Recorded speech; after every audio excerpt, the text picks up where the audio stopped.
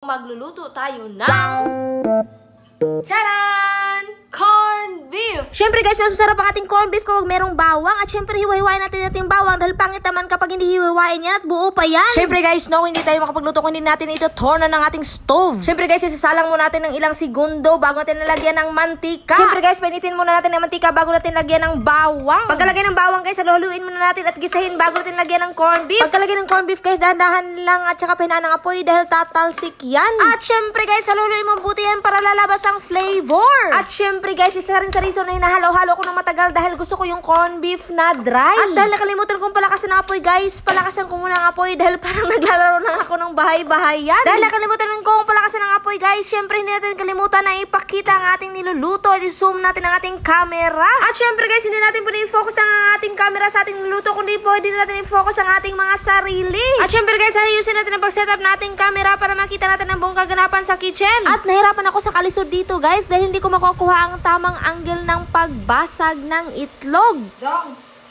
Ano pagod? At yun na nga guys, tumawag ako ng cameraman para makuha ang perfect angle ng pagbasag ng itlog. Pero bago ko babasagin yan, haluin ko muna ang aking luluto. Baka ito ay masunog. Pero habang naghalo ako ay in-instruction ko naman siya kung ano ang dapat gagawin. At yan na nga guys, ginagawa na namin. At nakuha nga niya ang gusto kong gawin. Oh, see? Kayang-kaya niya kung kuha nga niya ang gusto kong makuha na video. Perfect! At dahil kulang pang itlog, maglalagay pa tayo ng isa. At ito na nga, kuhang-kuha nga niya. Focus na focus. At syempre naman, itapon natin yung eggshell dahil hindi natin yung pwedeng isama sa pagluto. And of course, halo-haluin natin yan para malahalo din ang sarap.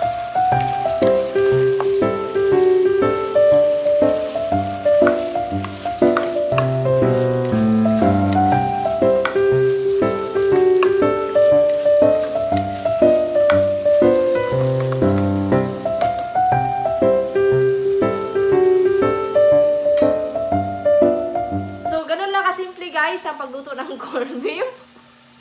Ang ingredients is ano lang, tawag nito, bawang, tapos corn beef, at saka itlog.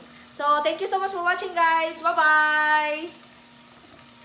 At syempre, hindi natin pwedeng hindi titikman ang ating niluluto. At dahil sa sarap na aking niluluto guys, munti ko na nakalimutan ang aking pangalan. Pero bago ang lahat, huwag niyo pong kalimutang i-follow, i-like, at i-share ang aking mga videos. Seryoso tayo guys. Maraming salamat po sa inyong lahat sa panonood na aking mga videos. Kung hindi po dahil sa inyong lahat, hindi ko po matupad ang aking pangarap na mag-for good at makapagluto dito sa aking bahay. Maraming salamat po talaga sa suporta ninyo, sa panonood ng aking videos, sa pag-like ng aking videos, at pag-share ng aking mga videos. Hindi ko po magagawa ito kung hindi dahil sa inyong lahat. Maraming salamat guys sa lahat-lahat.